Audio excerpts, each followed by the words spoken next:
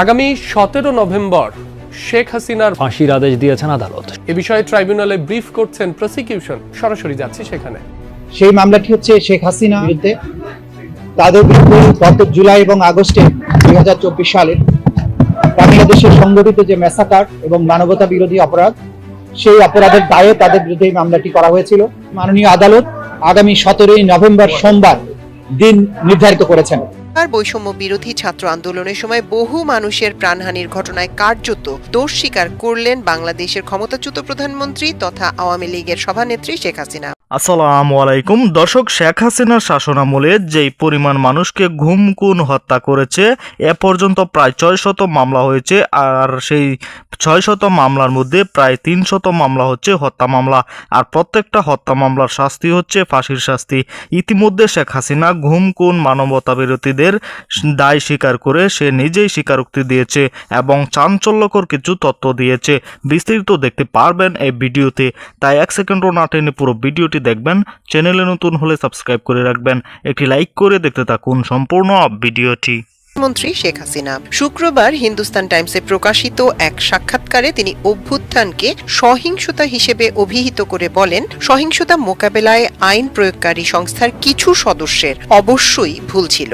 গত বৃহস্পতিবার ভারতের একাধিক সংবাদ মাধ্যমে সাক্ষাৎকার দেন হাসিনা। হিন্দুস্তান টাইমসের পাশাপাশি দ্য ইন্ডিয়ান এক্সপ্রেস ও আনন্দবাজারও শেখ হাসিনার সাক্ষাৎকার প্রকাশ করেছে। এসব সংবাদ মাধ্যম দাবি করেছে যে ইমেইলের মাধ্যমে হাসিনা তাদের প্রশ্নের জবাব দিয়েছেন। যদিও ঠিক কোন প্রক্রিয়ায় হাসিনার সঙ্গে যোগাযোগের ইমেইল সংগ্রহ করা হয়েছে তা নিশ্চিত করেনি এসব সংবাদ মাধ্যম। আনন্দবাজার দাবি করেছে শেখ হাসিনা অভ্যুত্থানে প্রাণহানির ঘটনায় দোষ স্বীকার করেছেন। শুক্রবার রাজনৈতিক নেতৃত্ব দায়ী বাংলাদেশে ছাত্র আন্দোলন পর্বে হত্যাকাণ্ডের জন্য প্রথমবার দোষ স্বীকার করলেন হাসিনা শিরোনামে খবর প্রকাশ করেছে সংবাদ মাধ্যমটি। সেখানে বলা হয়, গণবিক্ষোভের জেরে ক্ষমতা হারানোর 15 মাস পর প্রথমবার সংবাদ মাধ্যমের মুখোমুখি হয়ে দায় এড়িয়েছিলেন তিনি। কিন্তু এবার বৈষম্য বিরোধী ছাত্র আন্দোলনের সময় বহু মানুষের প্রাণহানির ঘটনায় কার্যত দোষ স্বীকার করলেন বাংলাদেশের ক্ষমতাচ্যুত প্রধানমন্ত্রী তথা আওয়ামী লীগের সভানেত্রী শেখ হাসিনা। গণ অভ্যুত্থানে দমন পীড়নের নির্দেশ দেয়া সহ নানা অপরাধের দায়ে দেশের আন্তর্জাতিক অপরাধ ট্রাইব্যুনাল আইসিটি বিচারের মুখোমুখি হয়েছেন শেখ হাসিনা। এ মাসেই তার বিরুদ্ধে রায় আসতে পারে। জুলাই অভ্যুত্থানে শেখ হাসিনার নির্দেশেই নিরস্ত্র ছাত্র জনতার উপর প্রাণঘাতী অস্ত্র ব্যবহার করা হয়েছে বলে আদালতে প্রমাণ হাজির করা হয়েছে। জাতিসংঘের তথ্য মতে 2024 সালে 36 দিনের আন্দোলনে অন্তত 1400 মানুষ নিহত হয়েছেন। এ সংক্রান্ত এক প্রশ্নের জবাবে হাসিনা দাবি করেন, নিরাপত্তা বাহিনীর পদক্ষেপে যে মর্মান্তিক প্রাণহানি ঘটেছে তাতে আমি ব্যক্তিগতভাবে জড়িত ছিলাম, এমন অভিযোগ সম্পূর্ণ ভিত্তিহীন। এই অভিযোগগুলো আনা হয়েছে একটি অনির্বাচিত সরকারের মাধ্যমে, যারা তাদের প্রধান রাজনৈতিক প্রতিপক্ষকে চুপ করিয়ে দিতে বদ্ধপরিকর। মাঠ পর্যায়ে নিরাপত্তা বাহিনীর কাজকে সরাসরি সরকারের নির্দেশ বলে ব্যাখ্যা করাটাও একটি গুরুতর ভুল ব্যাখ্যা।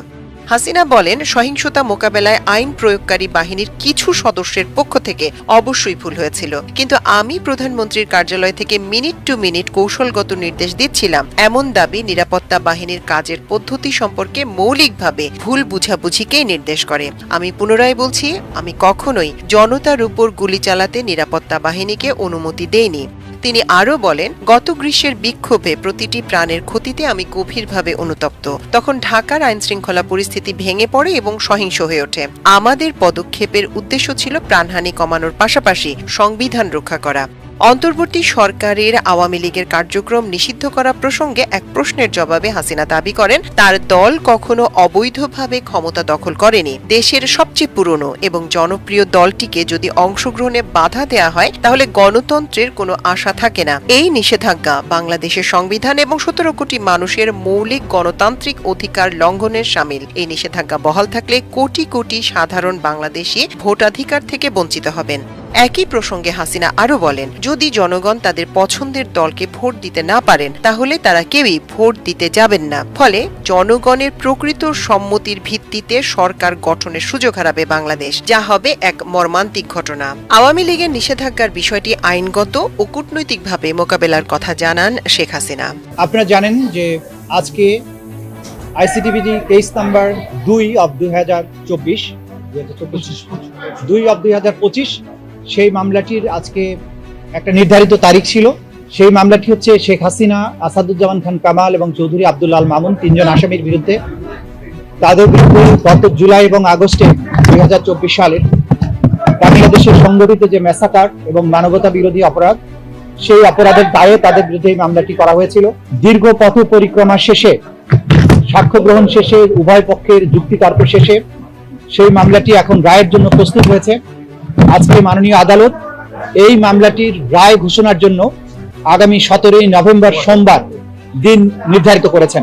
ইনশাআল্লাহ আগামী 17 নভেম্বর সোমবার এই মামলাটির রায় ঘোষিত হবে।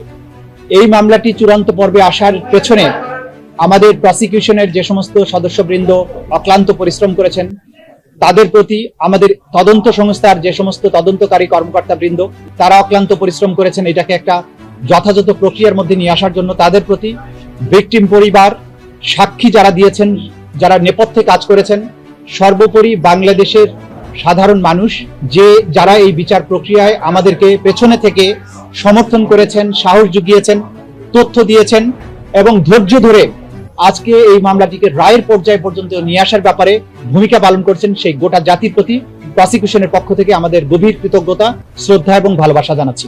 আমরা অঙ্গীকার করেছিলাম যে যারাই বাংলাদেশে যত শক্তিশালী হোক না কেন, যদি কেউ অপরাধ করে, মানবতা বিরোধী অপরাধ করে, তাদেরকে সঠিক পন্থায় বিচারের মুখোমুখি করা হবে এবং তাদের আইন অনুযায়ী যে প্রাপ্য সেটা তাদেরকে বুঝিয়ে দেওয়া হবে।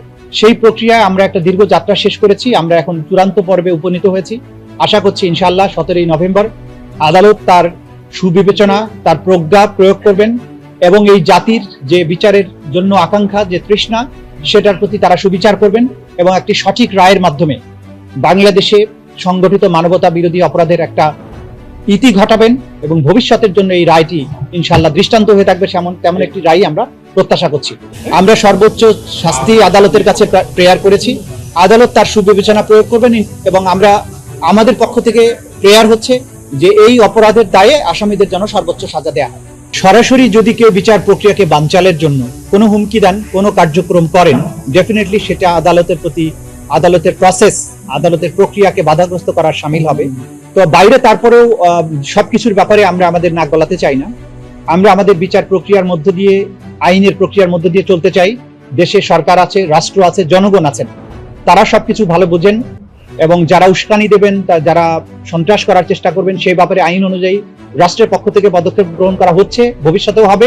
আর যে জাতি ঐক্যবদ্ধ থাকে, জনগণ যখন জেগে থাকে, সেই দেশের ভাগ্য নিয়ে সেই দেশে নৈরাজ্য করার সাহস, শক্তি কারোরই কোনোদিন ছিল না, হবেও না।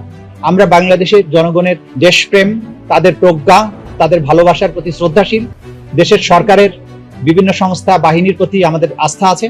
আমরা আশা করি যা কিছু বিচ্ছিন্নভাবে ঘটছে সেগুলো কোনোই প্রভাব কোনো জায়গায় পড়বে না এবং সবকিছু স্মুথলি হবে, বাংলাদেশ সামনে এগিয়ে যাবে। সম্মানিত দর্শক, সম্পূর্ণ ভিডিওটি দেখলেন, অবশ্যই বুঝতে পেরেছেন ভিডিওটি গুরুত্বপূর্ণ ছিল।